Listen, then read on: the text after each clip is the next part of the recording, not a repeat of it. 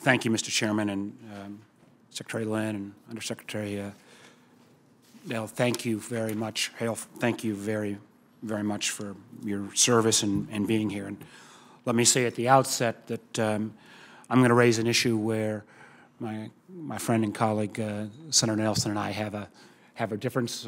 I think a legitimate difference in opinion, but it's one that I want to try to bring. I guess my background is in business and my background as a governor, where we actually had to balance our budgets on a regular basis and make ends meet. That really raises a series of questions I have for you gentlemen, perhaps Secretary Lynn. First off, that I need much fuller understanding to get to the point of accepting the decision that the QDR made. Now, in the QDR, and the issue I'm raising, of course, is the porting of our carrier fleet on the East Coast, currently home ported in Norfolk, Virginia. And the question that was been raised by the QDR that has said the need to create a new home porting facility in Mayport, Florida. And I understand Senator Nelson has been pointed out repeatedly and accurately the long history that Mayport has played serving the non-nuclear components of our carrier fleet, and it is a wonderful community and wonderful facility. The QDR said there was a need, and I believe the quote was, to mitigate risk of terrorist attack, accident, or natural disaster, to create this requirement to have some backup or secondary facility. There was no analysis done that I've seen in any of the documents of, were these given equal balance, since clearly in terms of natural disaster issues, in terms of hurricanes, grave, actually higher incidence possibility in Florida than in Virginia. The enormous amounts of recent additional expenditures made to upgrade the security facilities at our facilities in Norfolk. So my first question, I want to go through all of these, and perhaps you can respond, and we're going to probably stay pretty focused on this for some time to come. I'd like to get an analysis done of was there an estimate, was one of those priorities higher than the other? Was natural disaster, was terrorist attack, was accident? What was the ranking of those risks in terms of prioritization, in terms of making this assessment, number one? Number two, Undersecretary Flournoy, when she met with the members of the Virginia delegation, said that as the department went through this analysis and thought what kind of backup was needed to protect the security needs of our country. And let me make clear that I absolutely believe that the security needs of our country trump every other item, and I say that at the outset. But Undersecretary Flournoy said that they reached a conclusion, the department reached a conclusion that there were, in effect, two choices. And what was key in at least her description was that they were two valid choices, each that met the defense needs of our country.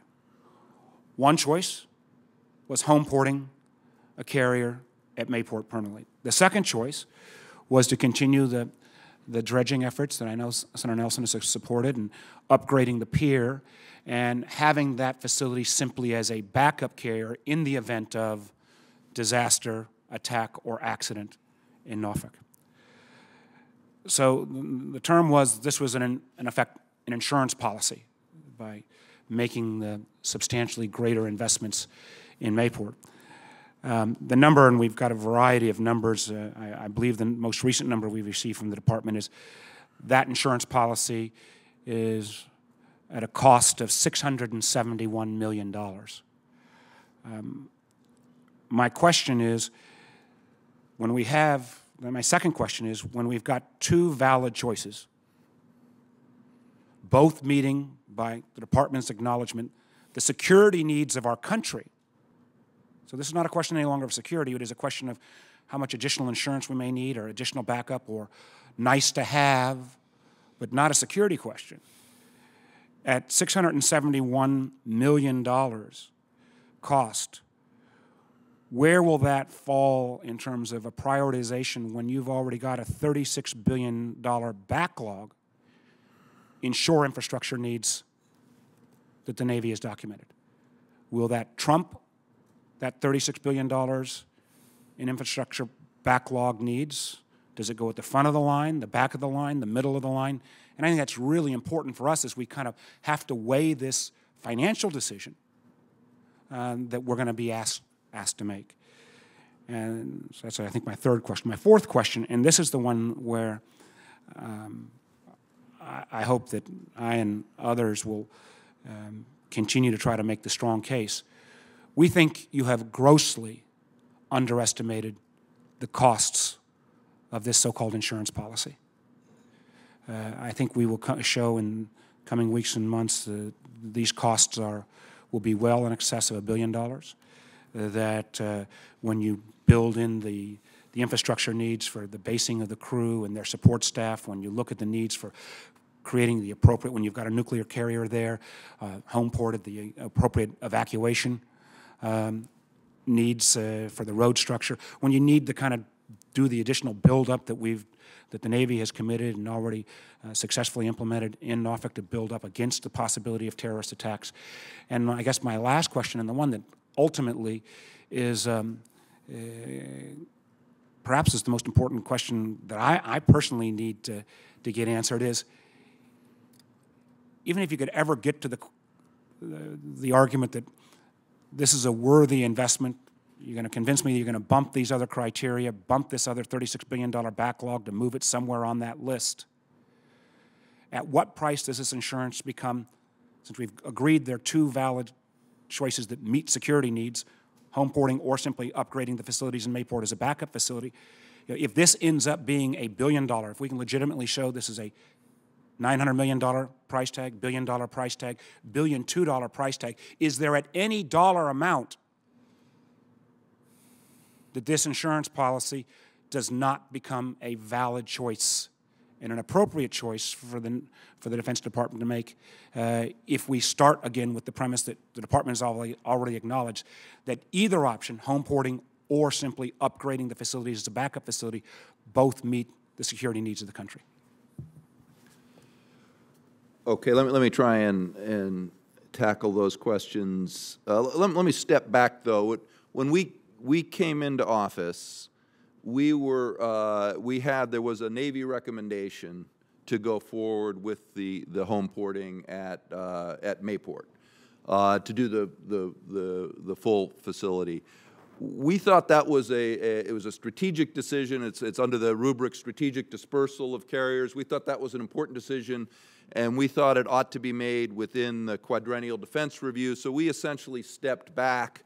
Excuse me, Secretary Lynch, I don't want to. No, go ahead. I know my time's almost expired, and Senator Nelson's going to want equal rebuttal time. I know here, but just one comment made, and Secretary John Warner, who held this position for a long time prior to me, who's got exponentially greater knowledge of the Navy and the DoD than I'll ever have, former Secretary of the Navy, said that decision that appeared in the waning days of the prior administration without any kind of preliminary work, kind of appeared whole cloth.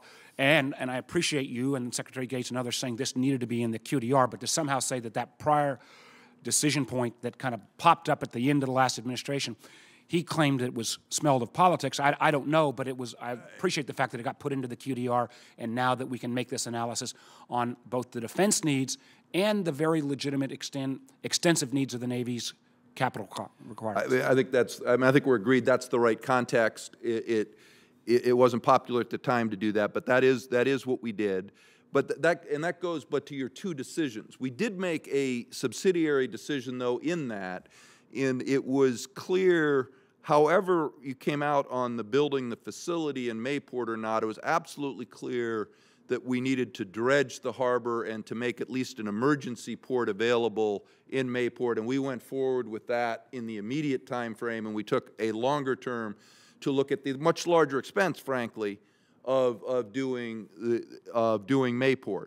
So when you're saying there were two choices, I mean, it was sort of a stepped up. There was one clear choice, which was do an immediate choice, which was to do the dredging and the emergency availability of Mayport for a carrier. And then there was a second, longer-term decision, which was to evaluate, should we put the funding in to put the nuclear facility. After doing... Can I just, again, just clarify one point here, because this is really, very, very important, just kind of as this plays out. My understanding has been that the department said that for the security needs of the nation, both of these choices, permanent home porting or kind of an emergency backup, both of those choices met the security needs of the nation. And then there was a question of whether is that... Well, that's not actually the way I would phrase it. I would say that the threshold decision, which was the more modest financial commitment to have the emergency, was a decision we could take immediately. The more expensive decision and the longer term of whether to put a nuclear facility in was a decision that we wanted to put into the quadrennial review. It was really a strategic decision, a decision of strategic dispersal. On that decision, we came to the conclusion that although it did, I think it will cost what you say, the $671 million, that was an increase from a prior estimate. We do think it will cost that despite that cost, we should pay that cost in order to continue the policy that has been longstanding of having 2 carrier ports on each coast. It's what we have on the West Coast right now. It's what we've had on the East Coast, but we were able to do it without a nuclear facility because it was a conventional carrier. So the decision that came up when the conventional carrier, the John Kennedy, retired, you had to make a decision, okay, do we invest in a nuclear facility at Mayport to keep the strategic dispersal, or do we not? After looking at it in the QDR, we came to the conclusion that yes, that is worth the investment. Now, you asked, where does this rank kind of in other investments? And we pushed the Navy on that because there are other bills in the Navy, and the Navy doesn't, no service has everything they want. So that's just the way life is. So we asked them, is this really something that is that you're willing to displace other requirements for? We sent them back. They came back and said yes. And the rationale, you were trying to say in the priority, the rationale went a little bit different. You asked for a ranking of, I guess, hurricanes versus terrorist assaults. It was the accumulation of all of them that caused us to think that there is a risk. We did not rank them, but we think there's a risk there. And I think the term insurance is not a bad one, that we wanted to buy some insurance. One way of looking at the premium is the investment in the carrier force is well over $100 billion. So this is a 1% or so insurance premium that you're going to pay. What you also asked the question is kind of what would be too much. Of course, if, going to the extreme, if it cost us $100 billion, we wouldn't do that. You want to know where in between 671 and 100 billion, and I can't say that, I can't give you a precise number except to say that's the equation, is how much insurance do you want to use to protect this large investment? We concluded that $671 million was a reasonable insurance premium to pay for that investment, and that was essentially what we did in the year intervening between when we came in and when we issued the QDR. My time's expired, but I'd like I'm staying as long as you need.